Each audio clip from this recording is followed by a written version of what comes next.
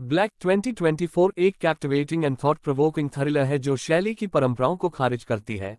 Blend of science fiction, mystery and psychological drama का एक अनूठा मिश्रण पेश करती है।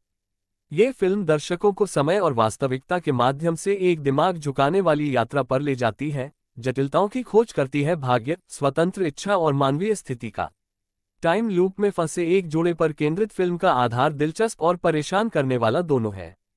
जैसे जैसे वे एक ही दिन को बार बार दोहराते हैं, उन्हें अपने भीतर के राक्षसों और अपने रिश्ते की नाजुकता का सामना करते हुए अपनी दुर्दशा से जुड़े रहस्यों को सुलझाना होगा। प्रदर्शन असाधारण है। जीवा और प्रिया भवानी शंकर ने अज्ञात और उनकी पसंद के वजन से जूझ रहे पात्रों का सूक्ष्म और भावनात्मक रूप से जीवंत चित्रण किया है। उनकी केमिस्ट्री देखने लायक है, जो उनके रिश्ते में गहराई और प्रामाणिकता जोड़ती है। फिल्म का निर्देशन उत्कृष्ट है, जिसमें रहस्यमय क्षणों को आत्मनिरीक्षण के साथ कुशलतापूर्वक मिश्रित किया गया है। सिनेमेटोग्राफी आश्चर्यजनक है, जो एक दृश्यात्मक अनुभव पैदा करती है जो फिल्म के अलौकिक माहौल को बढ़ाती है। ध्वनि डिजाइन भी उतना ही प्रभावशाली है, जो फिल्म के भावपूर्ण और अस्थिर स्वर को जोड़ता है। ब्लैक उन लोगों के लिए अवश्य देखी जाने वाली फिल्म है जो एक ऐसी फिल्म की तलाश में है जो पारंपरिक कहानी कहने को चुनौती देती है और विचारोत्तेजक विषयों की खोज करती है। शैलियों का इसका अनूठा मिश्रण, मनमोहक प्रदर्शन और कुशल निर्देशन इसे एक असाधारण थ्रिलर बनाता है जो क्रेडिट रोल के बाद भी आपको इसके रहस्यों पर विचार करने पर मजबूर कर देगा। एक विज्ञान कथा फिल्म में पार पाने वाली सबसे बड़ी बाधाओं में से एक है प्रदर्शन। चूंकि शैली विशिष्ट नियमों पर चलती है, जो अक्सर प्रत्येक फिल्म के लिए भिन्न होती है, इसलिए लेखकों को दर्शकों तक हर चीज को संक्षिप्त और आकर्षक तरीके से प्रभावी ढंग से संप्रेषित करने की आवश्यकता होती है। तमिल फिल्मों के लिए समस्या दोगुनी जटिल है, जो समय और समानांतर ब्रह्मांड जैसी मस्तिष्कीय अवधारणाओं से संबंधित है। उस संबंध में जीवा की ब्लैक ने आमतौर पर सेरेब्रल तमिल फिल्मों में देखी जाने वाली अनाड़ीपन पर काबू पा लिया है। हालांकि ब्लैक पूरी तरह से विज्ञान कथा नहीं हो सकती है, लेकिन यह मायावी शैली से कई तत्वों को उधार लेती है। हालांकि फिल्म के साथ समस्या इसकी कहानी को जटिल और दिमाग को झुकाने वाला बनाने की जुनूनी प्रवृत्ति है। कोहेरेंस 2013 की आधिकारिक रीमेक होने की सूचना है। ब्लैक अत्यधिक प्रभावी है जब यह मूल की कथा का अनुसरण करता है। समस्याएं तब उत्पन्न होती हैं जब यह क्वांटम एंटेंगमेंट, वर्महोल और पैरेलल टाइमलाइंस जैसे विज्ञान-फाई शब्द सलाद के साथ अजीब समय विसंगति को समझाने की कोशिश करता है। फिल्म के आरंभिक भाग में प्रदर्शन को सीमित करके फिल्म ने जो भी सद्भावना अर्जित की थी, वह दूसरे भाग में पटरी से उतर जाती है, जब यह अपने दर्शकों के भरोसे को धोखा देती है और प्रदर्शन की होड़ में लग जाती है। यह विडंबना है कि ब्लैक तब लड़खड़ाता है जब वह मूल फिल्म की कहानी से दूर चला जाता है और अपने विचारों को शामिल करने की कोशिश करता है, जो दुर्भाग्य से पर्याप्त रूप से मौलिक नहीं है।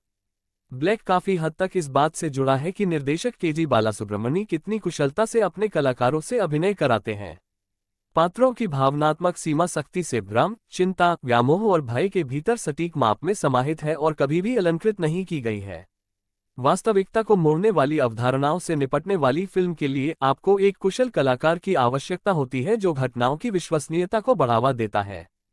जीवा अपनी पिछली फिल्मों में प्रदर्शित रेंज का लाभ उठाता है और सूक्ष्म लेकिन प्रभावी प्रदर्शन के साथ पूरी फिल्म को अपने कंधों पर उठा लेता है। जीवा की ओर से किसी भी मात्रा में अतिशयोक्ति ने कहानी के जमीनी दृष्टिकोण को बर्बाद कर दिया होगा।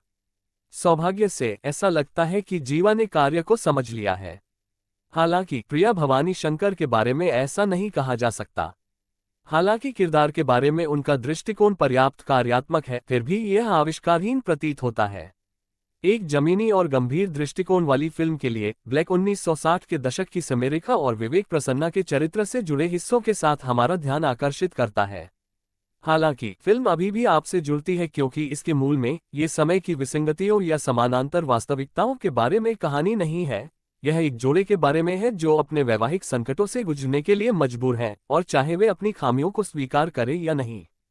उनके रिश्ते, यही कारण है कि अंतिम कुछ मिनट हमें ऐसा महसूस कराते हैं जैसे फिल्म ने अपने भावनात्मक मूल को छोड़ दिया है और एक बार फिर एक जटिल कहानी के रूप में सामने आने पर ध्यान केंद्रित कर रही है। मूलतः ब्लैक इस शैली का सर्वोत्तम उपयोग करता है। ये संबंधित संघर्षों के बारे में एक मानवीय कहानी बताने के लिए जटिल विज्ञान कल्पना अवधारणाओं का उपयोग करता है। हालांकि निष्पादन एक सरल कथा को जटिल बनाने के बेताब प्रयास में एक ठोस मूल के चारों ओर जटिलता और विज्ञान फाय शब्दजाल की परतों को लपेटता है, जो इसे गंदा बना देता है। ब्लैक ने एक बार फिर हमें साबित कर दिया है कि निष्पादन चाहे जो भी हो, कहानी का दिल या उसकी कमी हमेशा ये तय करेगा कि हम किसी फिल्म से कितना जुड़ते हैं। इस विशेष मामले में ऐसा लगता है कि नवोदित फिल्म निर्माता ने एक आकर्षक थ्रिलर बनाई है, जिसमें एकमात्र समस्या उसका अतिरंजित निष्पादन है, एक ऐसी फिल्म के लिए जो सूक्ष्म निर्देशन स्पर्श के साथ काम करती